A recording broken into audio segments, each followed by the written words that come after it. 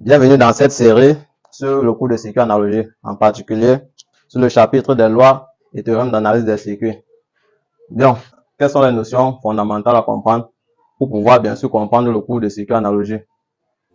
Bienvenue sur Sciencesoft Academy. Si vous êtes arrivé jusqu'ici, alors il est temps pour vous de prendre un bloc-notes et de rester concentré jusqu'à la fin de la vidéo. Surtout, n'hésitez pas de liker, de vous abonner et de laisser des commentaires car vos commentaires pourront faire l'objet d'une nouvelle vidéo. Merci et à tout de suite.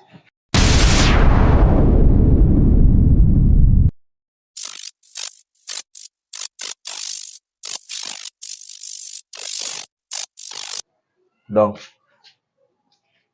nous allons intituler notre chapitre Loi et théorèmes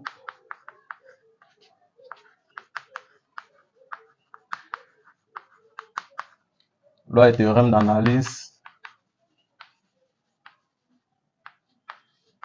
des circuits électriques.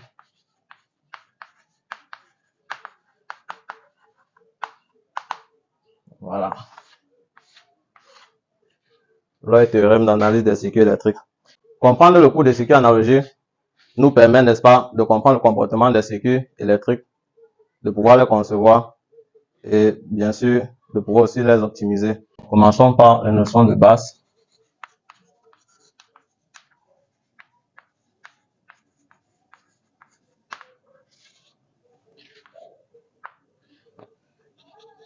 Qu'est-ce qu'un circuit électrique d'abord? Qu'est-ce qu'un circuit électrique?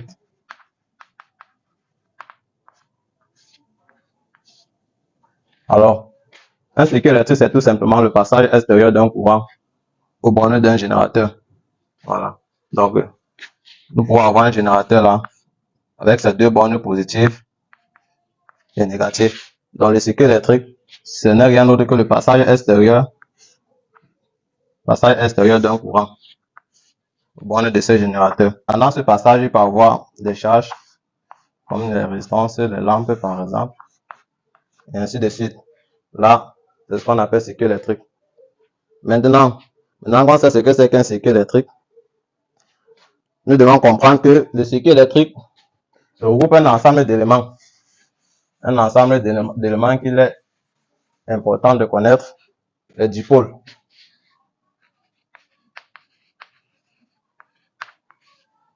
Alors, qu'est-ce qu'un dipôle?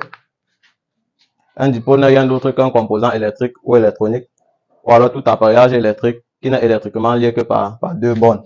Donc, à l'exemple d'un dipôle, nous pouvons avoir un résistor, que voici le symbole normalisé d'un résistor.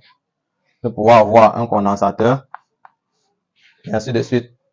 Tout ce qui sera électriquement lié par deux bornes sera considéré comme un dipôle. Voilà. Nous avons aussi des quadrupôles.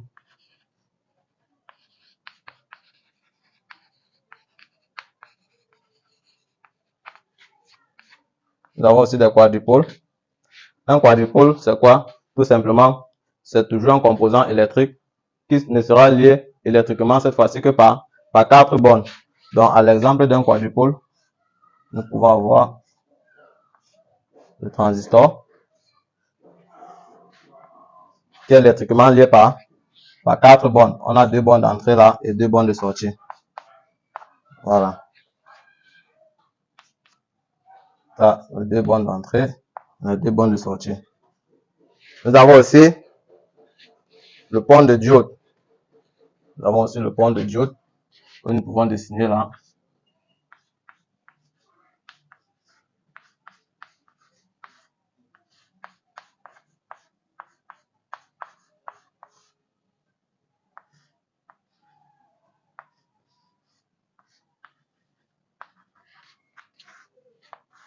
Voilà.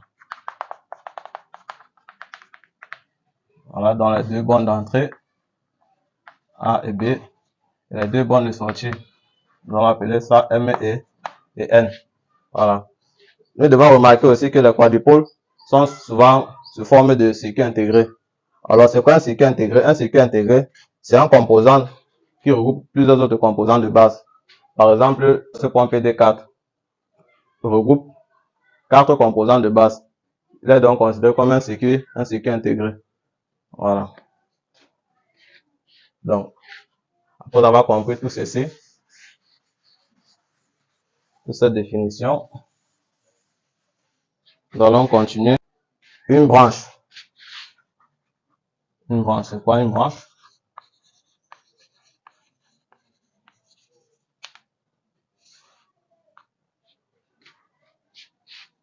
Une branche représente tout simplement une portion d'un circuit parcouru par le même courant.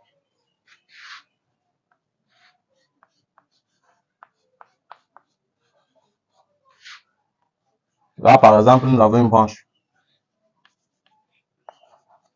qui regroupe un ensemble de dipôles parcourus par le même courant. Voilà.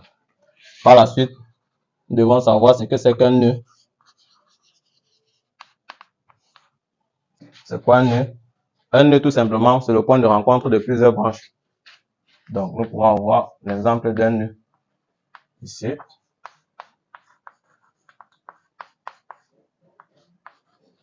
Ainsi de suite. Là, c'est ce que nous appelons nœud. Là, nous avons un nœud qui constitue le point de rencontre de 4 branches. Montage serré, parallèle ou alors montage mixte.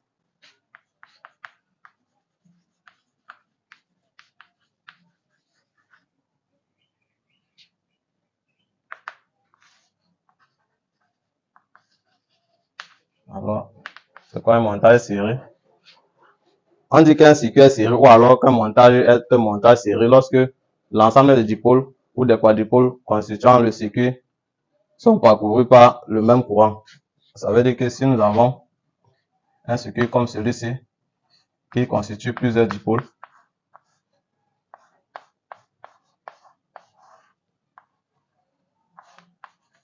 admettons que nous avons un générateur de tension U là, l'entrée AB.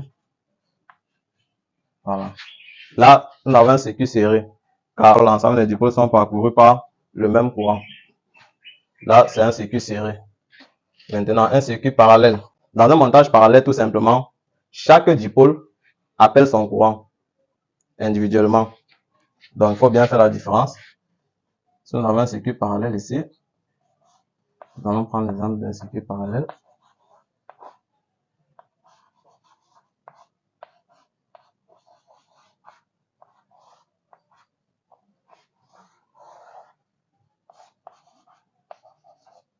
Vous voyez qu'ici, on aura un courant I, qui va se séparer, appelant ceci R1, R2 et ceci L par exemple, qui va se séparer en 3. On a un courant qui va aller là, on va appeler I1. On aura un autre courant là qu'on va appeler I2. Et un dernier courant ici qu'on va appeler IL.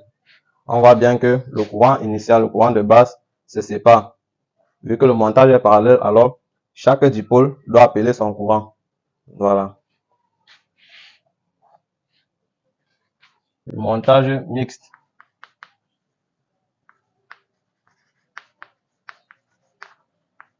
Montage mixte.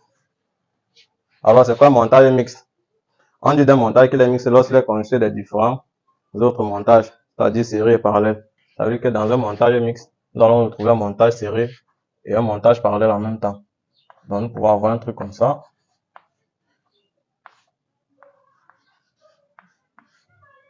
Du serré, ensuite du parallèle. Je dessine. Pardon. U, R, C, L. Voilà. Voilà par exemple un montage mixte. Là, nous avons serré, parallèle, ainsi de suite. Voilà.